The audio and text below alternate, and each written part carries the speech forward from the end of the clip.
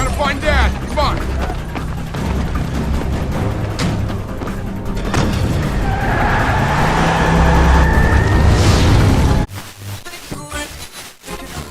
When the only constant in life is change, you need to be ready.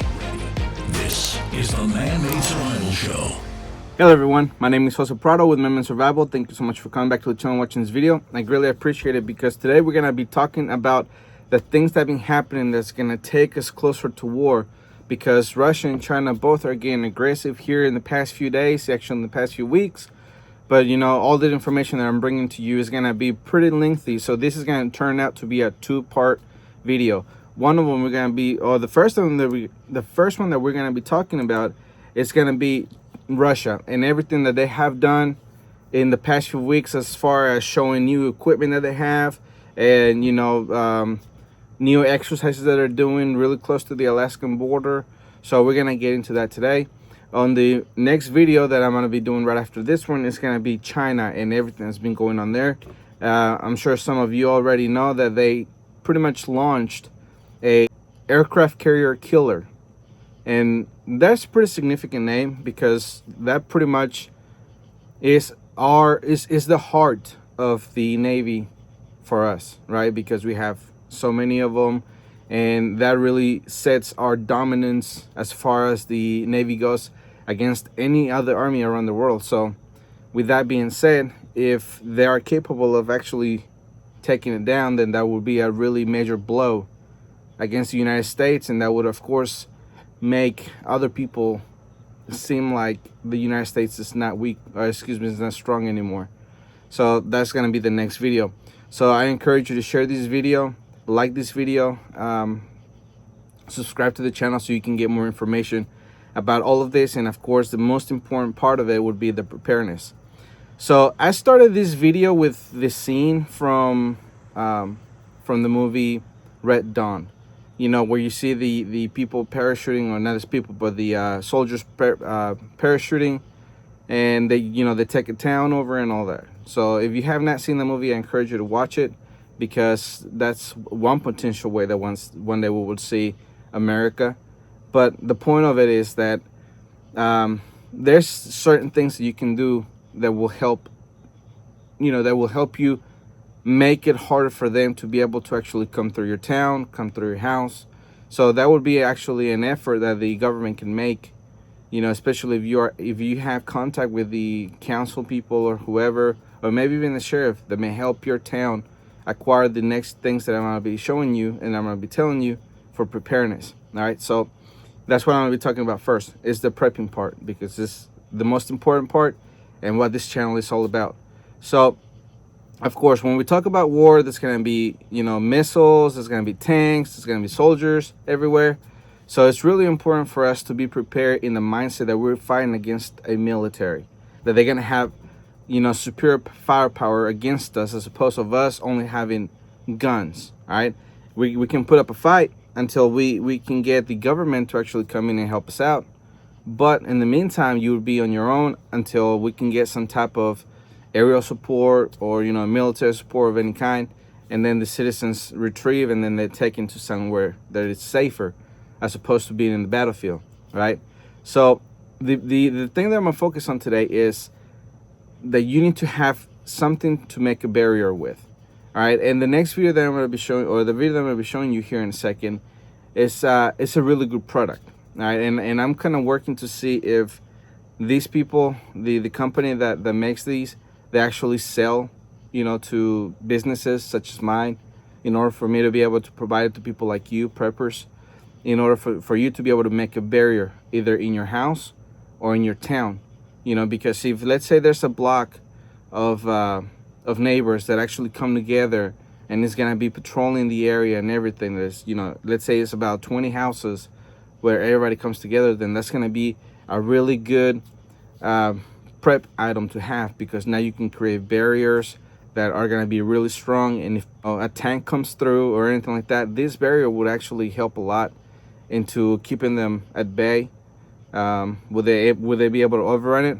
Probably. Eventually they're shooting enough of the shells against it, but the point is that this will give you in precious time to escape, and that will give them an obstacle to actually go through. All right, so here's that video. Creators of the original and best earth-filled defensive barrier, protecting and saving countless lives. The HESCO barrier has helped evolve military and humanitarian operations around the world.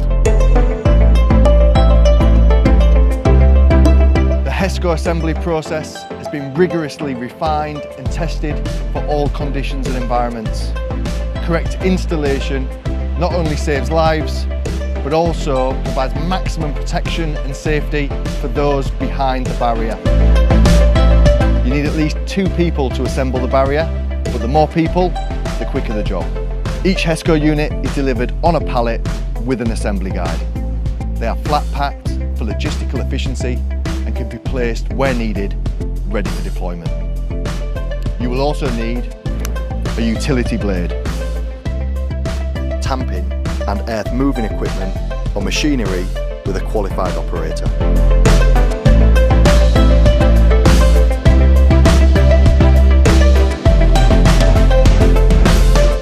Depending on which mill units you're working with, they will come folded upright like this,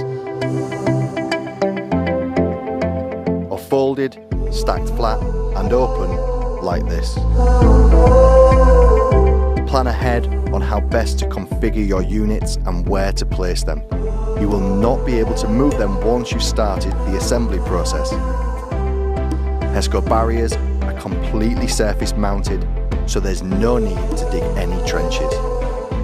Pull the unit out to its full length, making sure the 2 ends are straight and parallel.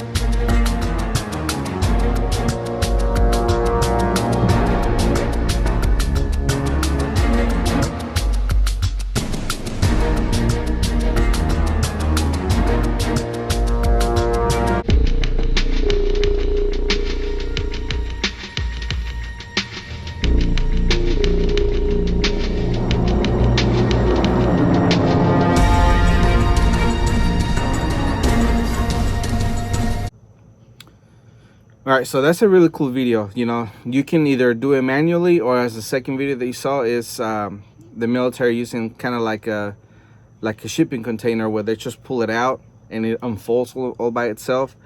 It's really cool, you know. So if you can get your hands in this kind of material or this kind of you know, product or whatever, or maybe you can even make a homemade one, but you know, making one that's factory made is going to be a lot better. Then that's going to be something that you can use as preparedness, because if a tank comes through your town, you know, there's shooting shells everywhere.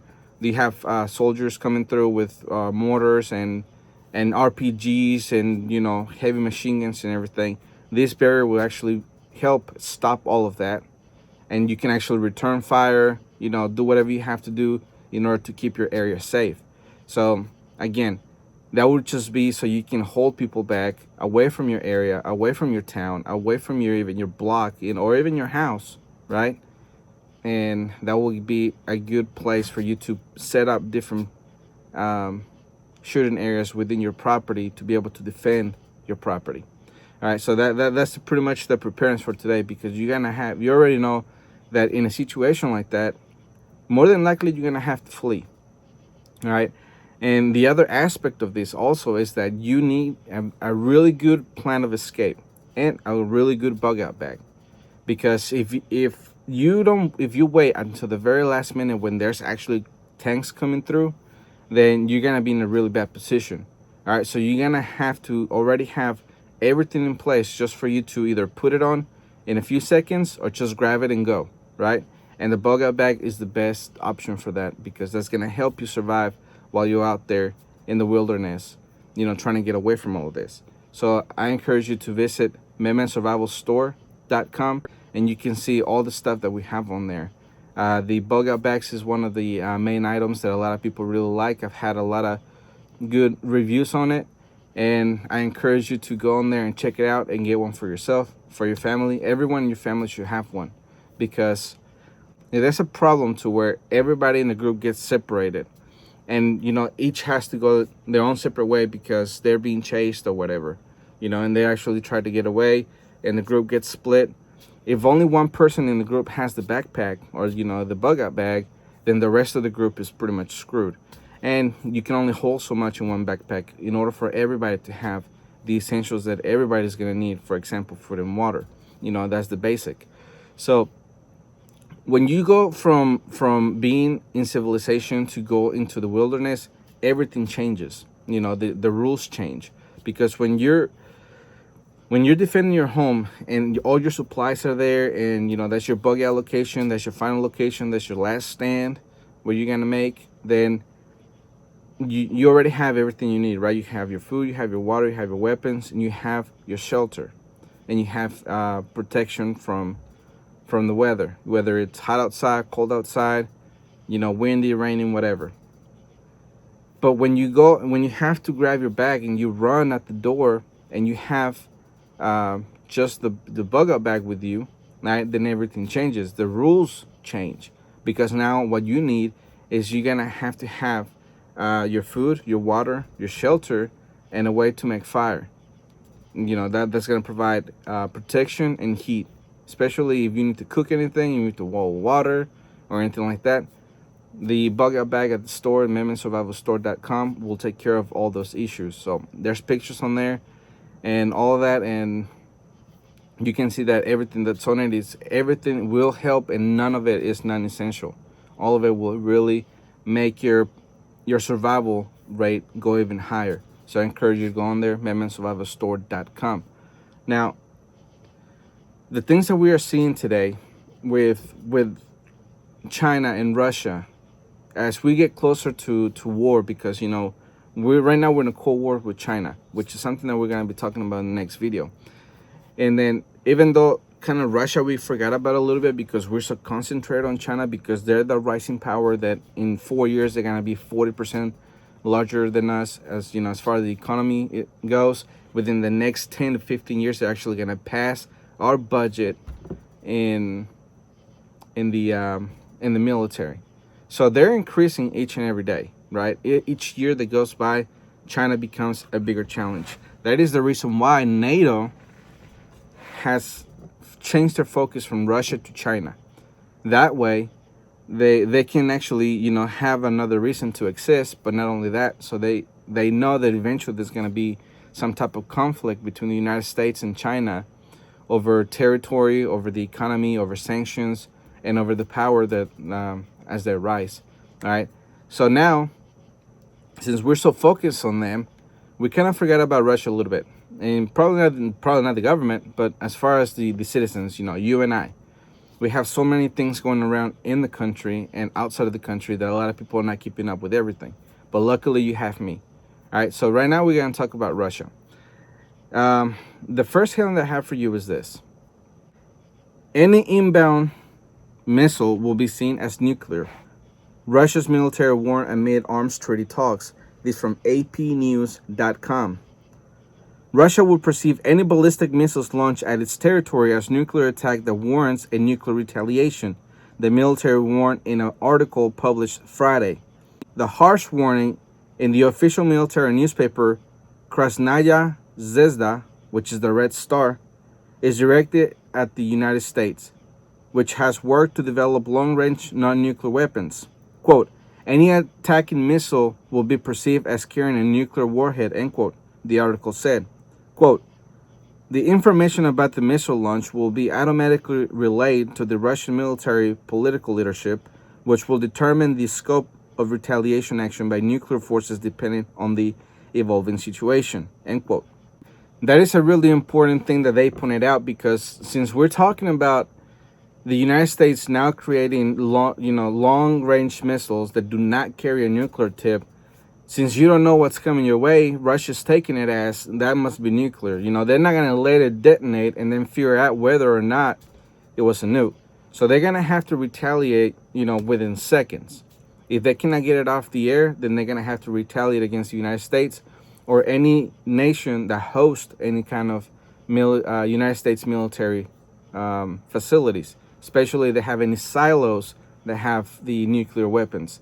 So you can see the missiles flying within seconds, right? Once the Russian military knows that A, there's a missile coming their way, and B, they cannot get it out of the air, then they're gonna have to retaliate by sending one themselves, whether it's to the United States mainland, whether it's any NATO member or all of NATO members, because we have in the past heard Vladimir Putin saying that if there was ever a nuclear attack that he already had all the NATO members pretty much in the crosshairs, because he knows that if any retaliation from the United States will come from NATO first, right? From all the European bases, because that's going to be the quickest way to get to Russia. So he will take them out first as he attacks the United States. So we have to really consider that whenever we think about any kind of plan, whether you live here in the United States or abroad, because I do have an audience, in Canada, Netherlands, Ireland, and other places who do listen to this podcast. So you have to consider that in your area as well. All right. So I encourage you to really think that in your plan. If you had not thought about that already, which I'm pretty sure you have, because I'm sure those are big news in your local cities. All right. So anyways, the next thing that I have for you is this. It's going to be 2 headlines and then a video. Here it is. Russian Defense Minister Sergei Shoigu earlier said that the deliveries of the latest S-500 surface-to-air missile systems to the troops will begin in 2020. This from Zero Hedge.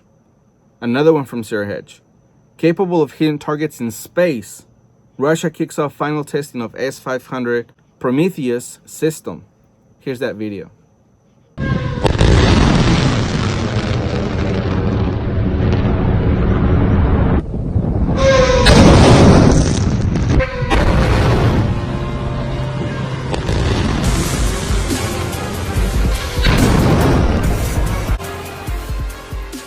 Russia's prospective S-500 air defense system will be able to intercept target hundreds of kilometers above the Earth.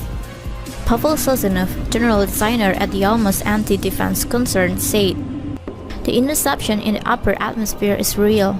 It is hundreds of kilometers above the Earth," Sazonov said in an interview with Arkady Mamontov in his YouTube program. He stressed that according to its characteristics, the S-500 exceeds all similar air defense systems that have been created or are being created in developed countries. The S-500 missile system is an upgraded version of the current S-400 Triumph system. It is designed to intercept and destroy intercontinental ballistic missiles, or ICBMs, as well as hypersonic cruise missiles and aircraft using jamming systems. According to Russian military sources, the S-500 will have a maximum firing range of 600 km against our anti-ballistic missile, ABM, and 500 km for aerial threats.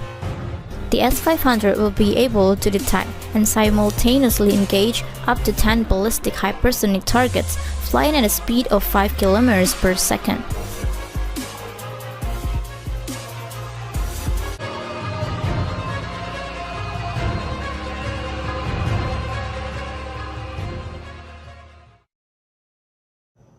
The Pentagon and the U.S. intelligence community will be closely observing Russia's most advanced anti-air missile systems as it enters state trials before eventually being delivered to Russia's military.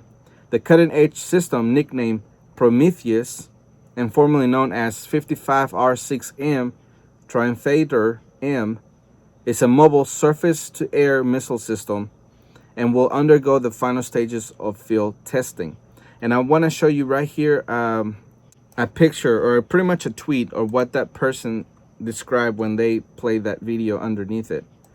All right, it says, Russian S-500 system will be able to destroy hypersonic missiles and space targets. S-500 capable of destroying targets 600 kilometers above Earth. And if you're wondering how far is 600 kilometers, it's 372 miles.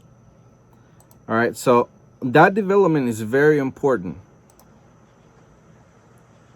because now that the S-500 is going to be pretty much given to the army, is going to be, another one of its tools. But the point of it is that since it can do two very important things. One of them is that it can hit hypersonic missiles. All right, so that is something that the United States Army or military really lacks and is really far behind. One, in the development of the hypersonic weapon, we do not have one. As of right now, we do not have one. And two, the other thing that we are lacking is an actual defense system against any type of hypersonic missiles. So we're lacking on both. As far as the United States is concerned, we don't have a hypersonic missile, even though we're working on it. And we don't have a system to defend ourselves against a Russian or Chinese hypersonic missile. All right, so that's the problem that we have right now. All right, and the third thing that is really important is that S-500 system could potentially knock out military satellites. And that is something that the United States Army or military really relies on a lot, right? Because for two things: one, surveillance, and two, communications. If those communications are taken out, pretty much the Pentagon will not be able to communicate with our destroyers. They cannot communicate with any type of bases around the world, and that would be a really big crippling thing for the United States. Pretty much, I guess you could say, would be our Achilles heel, as well as for them. If we were able to actually knock out their satellites, their military satellites, then they would be in a bad position as well. So that's several things that Russia has going for it. All right. So this is something that I have always said for a very long time, is that one, Russia is technologically advanced. All right. And if we go toe to toe with them, it would be a close call. And two, China, they have the number of people. They have a lot of citizens. They have 1.2 billion people, or probably a little bit more. But the point of it all is that if they both come together, where Russia has the technology and China has the soldiers, they're going to be a very strong opponent against the United States. So that is the reason why whenever we see that Russia and China are teaming up, it should be a reason for you to really perk up and pay attention. Because one day, as the prophecies come out and said it several times, is that we are going to get attacked by by Russia and China.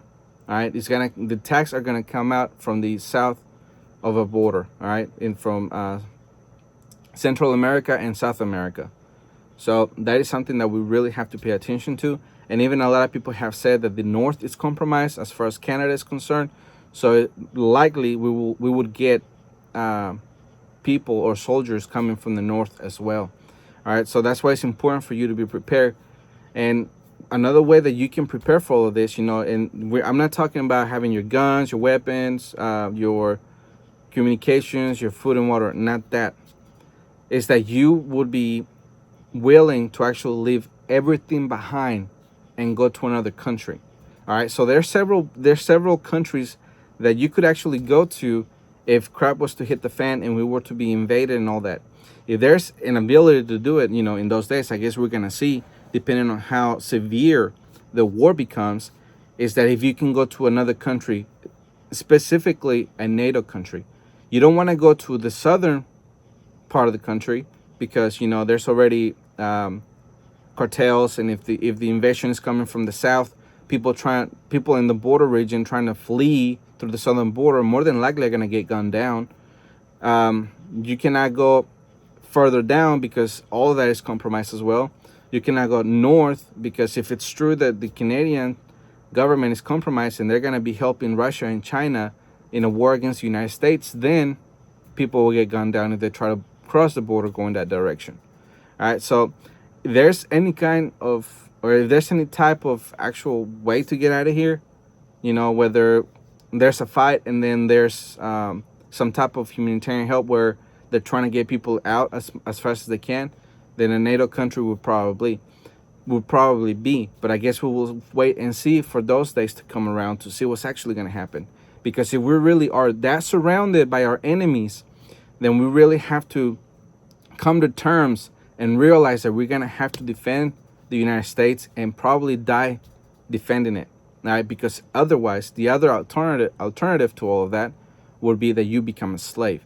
Now, will 21st century countries have slaves again? Probably.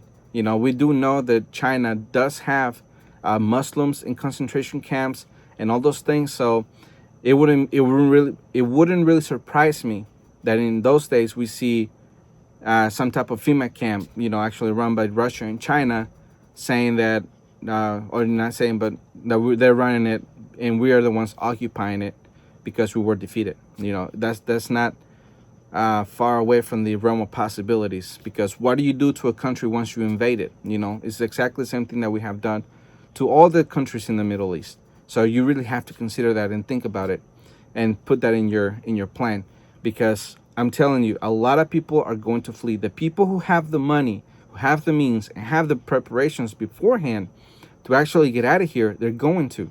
All right? They're going to get out before there's any major war. And we're seeing that very big CEOs, executives, and other people have actually already fled the United States. So it's going to be common people like you and me who are going to have to stay behind and either defend it or also flee away from it. All right. The next headline that I have for you is this. Russian Navy conducts major maneuvers near Alaska. This is also from apnews.com. The Russian Navy conducted major war games near Alaska involving dozens of ships and aircraft, the military said Friday, the biggest such drills in the area since Soviet times. Russia's Navy Chief Administrator Nikolai Yevmenov said that more than 50 warships and about 40 aircrafts were taking part in the exercise in the Bering Sea, which involves multiple practice missile launches. Russia has put priority boosting its military presence in the Arctic region, which is believed to hold up to 1/4 of the Earth's undiscovered oil and gas. Russian President Vladimir Putin has cited estimates that put the value of Arctic mineral riches at $30 trillion. All right, just on that alone, if we were to go to war over that, let's say, I'm not saying we're going to, but let's just put the scenario that we did. Just with all of that, that would wipe away all our debt. We would go back to zero. And if Russia has any type of debt and they actually do claim this as for themselves, then they have $30 trillion in their pocket now, So the possibility of us going to war over it is there because we have done it in the past, in Syria and other places where we're taking the oil. So it is not, that far-fetched to say that we would go to war over that. All right. So the next article that I have for you just goes to show how more aggressive Russia has become in the past few weeks. One of the things that I want to say before I continue on is that since Russia did this exercise near the Bering Sea or in the Bering Sea, that was actually really close to the Alaskan border. I mean, not too close to where they would actually violate any type of international law, but they were within the international boundaries, but they were really close. Like there were ships, fishing ships from Alaska that actually saw the submarines come out and grab some air, and it actually spooked them. And NORAD and the Coast Guard were monitoring really close, making sure that they didn't get any closer. So that spooked a lot of people when they did that. All right, so here's the next headline. U.S. fighter jets intercept 6 Russian spy planes flying near Alaska for hours. This from AmericanMilitaryNews.com. In a Thursday press release, NORAD said U.S. F-22 Raptor flew to intercept the Russian aircraft as they flew within 50 nautical miles of Alaskan shores and loitered within the ADIZ for around 5 hours. The U.S. fighter's effort was assisted by KC-135 air refueler during the hours-long intercept mission. Though the Russian aircraft loitered within the ADIZ, at no point did they enter U.S. or Canadian server airspace. Russian aircraft have attempted to enter the ADIZ on numerous prior occasions in 2020. Intercepts were made in May, June, and last week. All right, so we don't know the reason why they were there, but the point is that they were trying to find something, right? They were out there looking out. I guess they were trying to figure out where the raptor came from. Maybe they were trying to rehearse flying into Alaska. You know, there's several things that they could have been doing as far as flying around there for so long, you know, a whole 5 hours. So the point of all of it is that they're out there doing something of interest. Otherwise, they wouldn't be there at all, right? And the fact that Russia and Alaska is really close together, you know, as far as the sea in the middle is concerned, it's going to be a very quick point for Russia to actually take back Alaska, all right? So we have to, you know, people in Alaska, you have to consider that one day you might see Russia actually invade your territory once again. All right, the next headline says this. Russian Su-27 fighter jets buzz U.S. nuclear-capable B-52 bomber. Pilot repeatedly fly within 100 feet of its nose and use their afterburners to wash it with turbulence over the Black Sea. This from the Daily Mail. The United States military on Saturday accused Russia fighters pilots of conducting an unsafe and unprofessional intercept of a nuclear-capable B-52 bomber that was conducting routine operations over the Black Sea on Friday morning. According to this statement from the Air Force, 2 Russian Su-27 jets crossed within 100 feet of the nose of the B-52 multiple times as the U.S. bomber flew over international airspace. The U.S. military said the Russian pilot's shift to afterburner mode caused turbulence for the American aircraft, limiting the pilot's ability to maneuver. The Defense Ministry in Moscow said in a statement that the American B-52 was approaching the state border of the Russian Federation.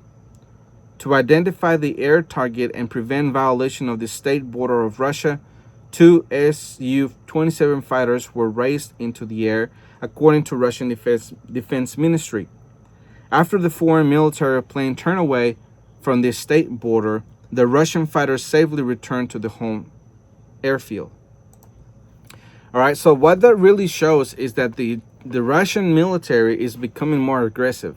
All right, they're becoming aggressive in their drills, they're becoming aggressive with their intercepts, and not only that, they're becoming aggressive with showing off what they really do have, because they didn't have to say that they had the S-500. You know, they didn't have to reveal it to the world. It could have been a top secret piece of equipment that they had, and they used it at the best convenience for them. You know, just taking out a satellite or taking out a hypersonic missile. Now that we have that information, now we have to work around it, you know.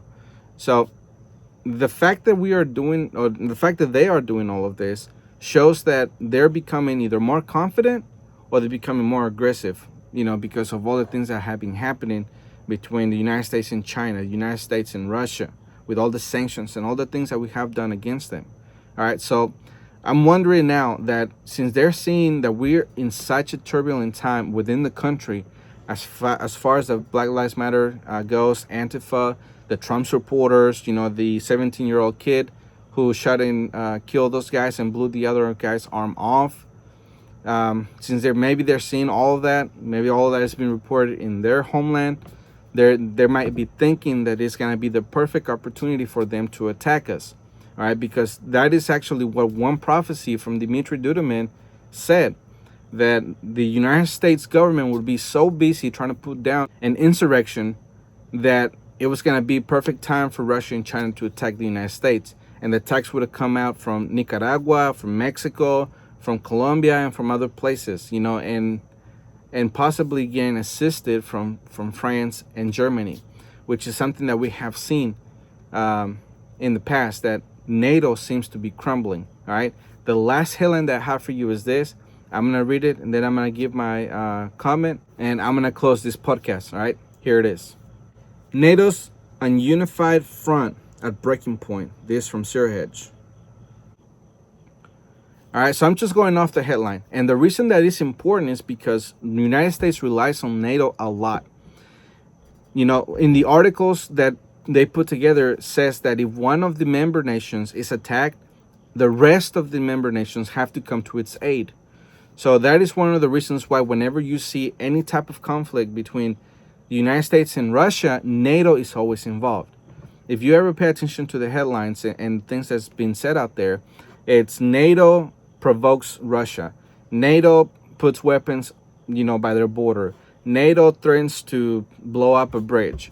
It's always NATO. It's never the United States and Russia, even though the United States is the head of NATO. But the point is that the United States uses NATO against Russia. That's why they have been shifting the focus from Russia onto China, because now China is the more aggressive opponent and the one that is climbing to be, on top of the hill.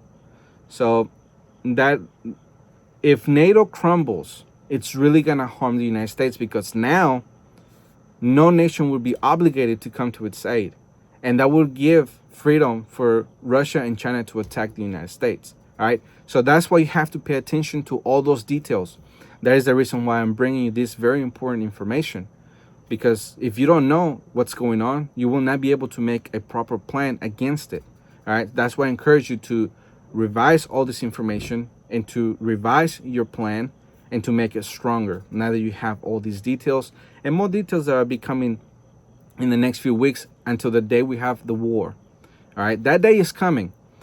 Even if you remember with China, the Pentagon said within the next 10 years.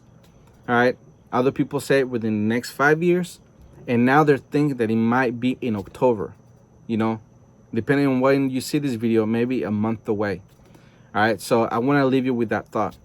Again, my name is Jose Prado, and I want to remind you about the book that I'm giving away for free. It's absolutely free. All I need your help is with shipping. You can go to www.prepperssecretcache.com, or you can just click the link below. And also, I encourage you to check out the store, MemenSurvivorStore.com. Everything that's in there is going to aid in your survival against any scenario. Especially if we get hit with an EMP, or we get hit with a nuke, or if you need a bug out bag in order for you to just grab it and go. All right. So I encourage you to go on there and visit the site, MemenSurvivalStore.com. So anyways, again, my name is Jose Prado, and remember, always ready.